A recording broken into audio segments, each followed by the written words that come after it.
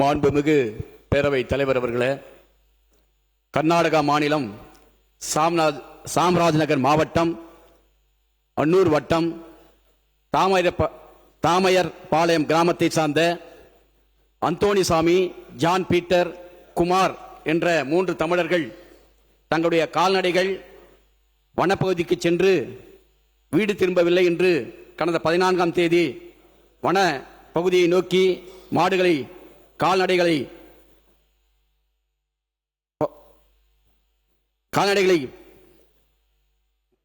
நோக்கி சென்றிருக்கின்றனர். அப்போது கர்நாடகா வனத்துறையினர் சுட்டதில் அந்தோணிசாமி, ஜான் பீட்டர், குமார் ஆகிய 3 நபர்கள் உயிரிழந்திருக்கிறார். உடன் சென்ற ஒரு நபர் பலந்த காயங்களோடு இன்றைக்கு மருத்துவமனையில் அனுமதிக்கப்பட்டிருக்கிறார்.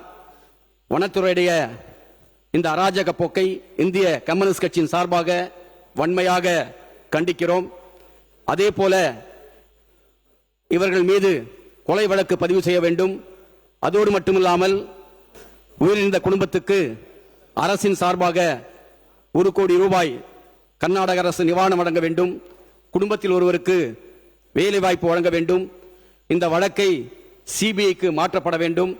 தொடர்ந்து தமிழர்கள் கடந்த 2015ஆம் ஆண்டு ஆந்திரா வனப்பகுதியில் 20 பேர் சுட்டுக் கொன்றனர். அந்த காயங்கள் மறைவதற்குள் கர்நாடகா மாநிலத்தில் 3 தமிழர்களை சுட்டுக் கொண்டிருக்கின்றனர். தமிழர்களுடைய உயிரை துப்பாக்கி குண்டுகள் தீர்மானிக்க கூடாது.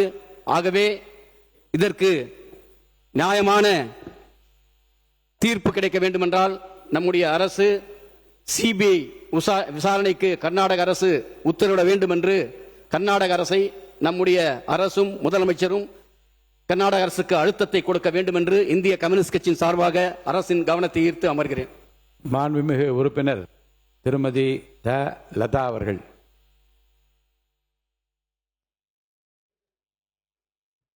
மாண்புமிகு பேரவைத் தலைவர் அவர்களே, கர்நாடக மாநிலம் சாம்ராஜ்நகர் மாவட்டம் ஹானூர் தாலுகா தோமையார் பாளையம் கிராமத்தை சார்ந்த தமிழகத்தை பூர்வீகமாக கொண்ட விவசாயிகள் வழக்கமாக மாடு மேய்க்கும் வனப்பகுதிக்குள் காணாமல் போன மாடுகளை தேடிச் சென்று அந்தோணிராஜ், ஜான், குமார் ஆகியோரை கர்நாடக மாநில வனத்துறையினர் சுட்டு கொலை செய்திருப்பது வன்மையாக கண்டிக்கத்தக்கக்குரியது.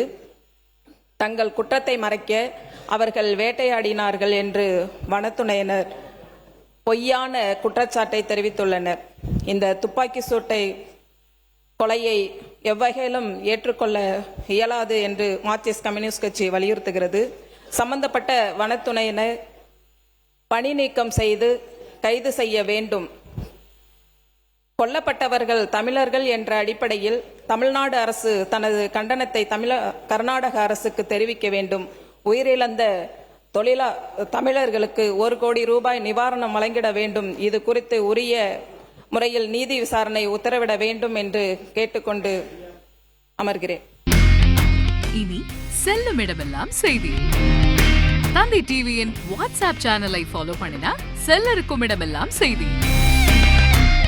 இதோ QR கோட் இப்பவே ஸ்கேன் பண்ணுங்க, ஃபாலோ பண்ணுங்க.